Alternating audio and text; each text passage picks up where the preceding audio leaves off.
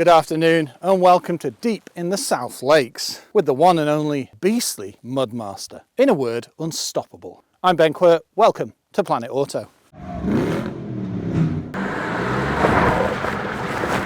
Now this is likely familiar to a fair few of you out there. Yes, we've done this trail a number of times, but never with anything quite as raw as this. Now it starts with a V-cross and then you add this, and the best bit, you can make this as you see fit. In a word, D-Max is one of the best commercials out there. It'll tow 3.5 tonne and it'll carry around 1,200 kilos on the bed. I love the bad boy bonnet. It reminds me of my Mark II Golf. But the fact that this comes out of a factory like this, and then you add essentially 2 few pegs here, so it just looks vicious. And then your safety, your parking sensors. Now if you want to know more about D-Max V-Cross, check out our full review, as we're going to be concentrating on the Mudmaster and what it brings to the table on top of V-Cross. I think the most standout feature is the raised ride height. So we've got a Pedder suspension setup on a ladder frame chassis. You know, one of the chassis that the best off-roaders in the world are made on. Options galore. Things like this, the ARB Safari Snorkel. So you can get air up here, meaning you can have water here.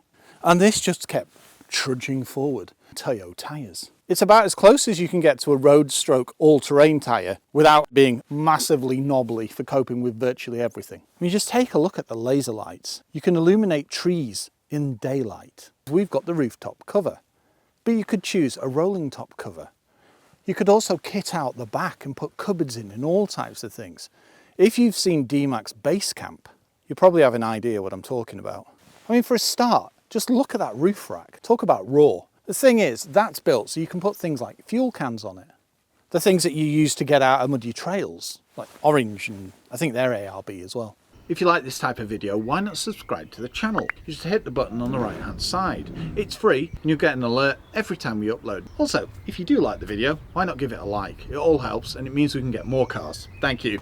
Extended arches, 19-inch wheels, and if you've noticed, the tyres bubble over, which has made it, well, I've been a lot happier driving it off-road, because normally, somewhere like this, you'd be on steelies, and just look at the space in the arches. Lots of room for articulation. And then you look at the rear. I can get my head in there, and I can see the ladder frame. Now you're probably looking and thinking, right, okay, is it as good as he says it is? Well, this trail, we'd have to keep stopping and climbing over things.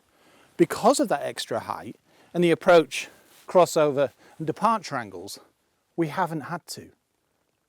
And even if you do think, oh, I'm a bit close to that rock, pretty much everything on the bottom is armour plated. So you've got guards over everything that's important. We've got side steps, but unlike other side steps, look at the height. So they don't compromise any of the ride height. Now the weight in depth on one of these is pretty good anyway, but adding that, well, the sky's your limit.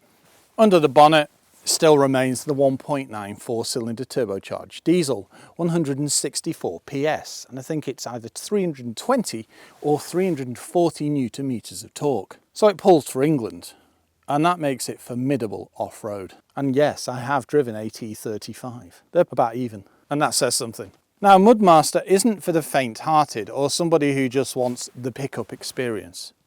You are going to be paying an extra 14 grand on top of a V-Cross, taking it up to around 60,000. Now it may sound a lot, but what can't you do with it? Plus on a motorway it'll return, say 37 to the gallon. Off-road you'll see that drop. We're getting around 26, but we're in 4 high and 4 low a heck of a lot. And it's not just that, it's full of all the mod cons that you find in V-Cross. Things like heated seats. We've got an auto box, but you could also go for the manual. Now D-Max we've driven so many times, and every time we climb out of one or see it disappear up the drive, we're like, oh, and you miss it. It becomes part of the family. It's dependable, it's strong. Now as you've seen from some of the videos, the suspension is ridiculously good, to the point that it's not banging and jostling all over the shop, it just literally trudges over things. But even at speed, it feels well planted. And that's the same from motorways, even with that extended ride height. I'm yet to find anything to unhinge it, and I've been trying. And to be honest, there's not anything I'd go, ooh, you can do without. Possibly the decals, if that's not your cup of tea. I think they look rather smart. Now the lights on this aren't particularly bad. Oh yeah, keyless entry. But this is something else. Laser lights. Not just the spotties down here that you can't look at because they're that bright, but the full width light bar at the top. I mean, if you just pan round, it's dusk. And I can illuminate, I don't know how many fields ahead. This is some serious bit of kit. Now picture this. You're down some gully and there's no way you're getting out. It's full of slippy limestone and that's it. Even these won't cut it. Now that's rare, but the point is it can happen. Now what would you do in that situation? That's right, Engelbert from Bognor. You would use the winch. Where's the winch? Here. It also has what I class as the James Bond style number plate. Climbing in was all right for me to a point. It does stand quite tall, and if you park it over anything, forget it. But the door opens nice and wide. And look, premium materials. Pickups weren't like this back in the day. Now I can essentially step in, but if you can't, the step. But once in, great headroom, great legroom, and an old school handbrake. And to select 4-wheel drive, very easy. 2 high, 4 high and 4 low. And you can lock the rear diff. There's also descent control, safety galore, including adaptive cruise. It's as well equipped as a decent MPV, SUV or car. But look at these. Proper grab handles, and that's in the front and the rear. A little bit of flex in the plastics, and there's a lot of hard plastics. What do you expect? It's a pickup. Saying that, this is soft. Storage galore. Even a lockable glove box, essential for a commercial vehicle. Cup holders that pop out. Infotainment, Apple CarPlay, Android Auto, including wireless. Dual zone climate, digital, USBs, 12 volts, and an auto box. And it's got a manual function too. It's comfortable, it's roomy, and I've got about 2 inches of headroom. Right, let's check out the back. Spacious yet again. Padded armrest in the rear, really? And a pull down armrest. And another one of the features, seat covers. And it covers everything from the centre armrest to the little headrests. Grab handles throughout too, including the drivers. And just look at the car mats, they're edged. Quick, simple, comfortable yet again. And if we pull this forward, you'll find tools and all manner of things. It's safe, it's spacious, and it's fully equipped. And it's perfect for a family holiday. Now, I touched before on the setup. So ladder frame chassis, like your old school Land Rovers and any number of other pickups. And it's got leaf springs on the rear. The diff doesn't drop down too low either. For a domestic pickup, it's got to be one of the best out there. Now, I am going to say one thing. It does feel agricultural, but in that way, it feels familiar, dependable. And I'm back to the family analogy. They're solid, and that's whether it's in a manual or an auto. This is awesome. So much so, I don't want to give it back. I've been out off-roading 3 times now.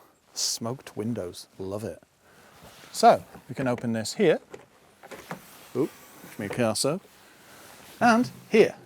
And so we've got a bed liner, and you can get that carpeted and all types of things. Tethering points, and I'll quite easily get, say, 3 mountain bikes in the back of there. This is the perfect place to have lunch. Can't remember what the weight limit is, but it's, well, I can kind of do this on it. It says it all. It's very sturdy. It's a fair bit of weight, but it's a pickup tailgate. You expect it. Nice sturdy step, and you can stand on here if you need to load. We're finished off with a sporty spoiler and rear parking sensors and a camera. It may not be the biggest engine with a 1.9 turbo diesel. That's the engine we've had here for many years. But this, it does it all. Ooh, illuminated. And I touched on towing before, so look at that. This is no flimsy tow bar. Towing limit, 3.5 ton. D-Max ticks a heck of a lot of boxes. I mean, the starting price is around 30,000 plus VAT. But then to think you can come up with something like this. I mean, it doubles the price, but my word, it piques your interest.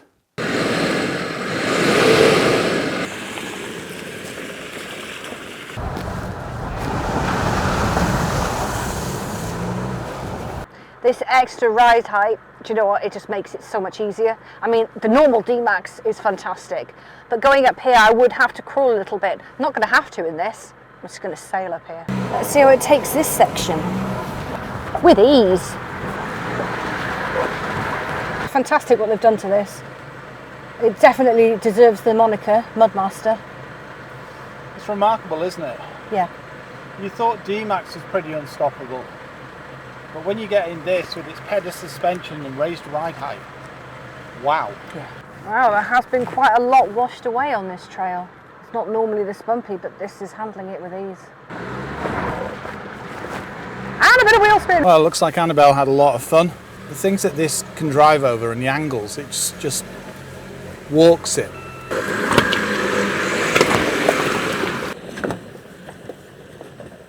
Forgot you had that, the Night Rider thing on the dash. In a nutshell,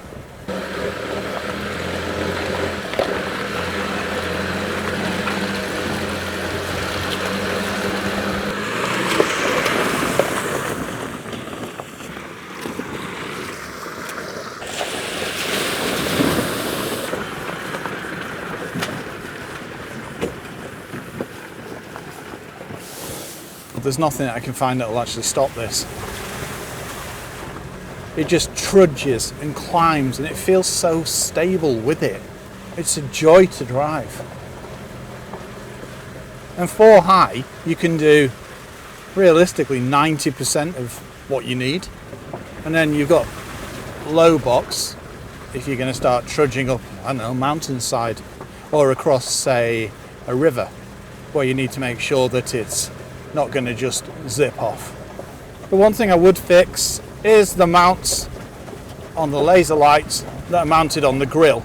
They do vibrate a little bit, but the light bar, solid as a rock, yeah. Basically in love with this pickup. To be honest, so are you, because you've just driven it over the kind of terrain I did. Well, one thing you have to be careful of is if you've got your full beam and you walk back towards your pickup, it's not that bad. Yeah, it's even a bit high for me at points. That's madness, isn't it? It really is. Ding! On the road, this is a joy too. It's not too high. And it doesn't blow around in the wind, so it's full of safety. And it's got some decent acceleration. Torquey little beast. Oh look, sheep. Oh, hello. Come by, lad. Come by. Bar you. I'm going to stop dazzling and pull things. Well, thanks for watching, and we'll brave the South Lakes, the sheep and the fog back to the homestead. Bye bye. Bye for now.